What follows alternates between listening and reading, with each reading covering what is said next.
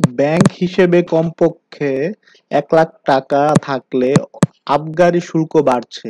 বিদ্যমান হারে ১ থেকে ১০,০০,০০০ টাকা স্থিতি থাকলে ৫০০ টাকা আবগারি শুল্ক নেওয়া হয়। প্রস্তাবিত বাজেটে তা ৮০০ টাকার কথা বলা হয়েছে। অর্থাৎ কোনো গ্রাহকের অ্যাকাউন্টে ১,০০,০০০ বা তার বেশি অর্থ থাকলে বছর শেষে ওই অ্যাকাউন্ট থেকে আবগারি শুল্ক হিসেবে ৮০০ টাকা কেটে নেওয়া হবে।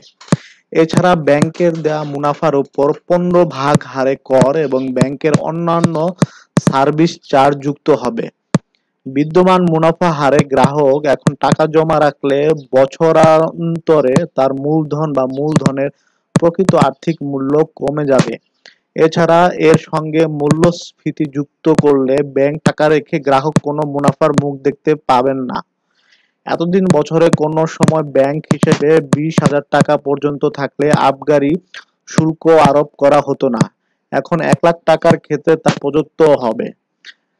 ব্যাংক হিসেবে ১,০০,০০০ টাকা থেকে ১০,০০,০০০ টাকা পর্যন্ত থাকলে আবগারি শুল্ক দিতে হবে ৮০০ টাকা, যা বর্তমানে রয়েছে ৫০০ টাকা। আর ১০ লাখের উপর থেকে ১ কোটি টাকার বর্তমানে ১,৫০০ টাকা আবগারি শুল্ক দিতে হয়। এখন তা বাড়িয়ে ২,৫০০ টাকা করা হয়েছে।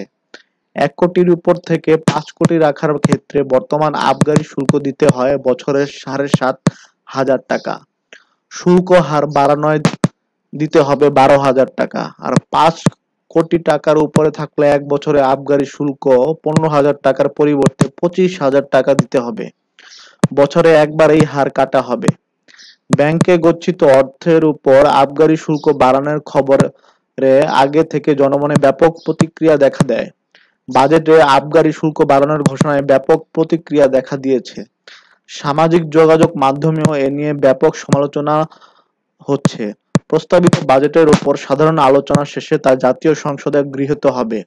তবে কর ও শুল্ক আরোপের বিষয়ে শেষ পর্যন্ত কিছুটা কাটছাঁট হয়ে থাকে চূড়ান্ত বাজেটে।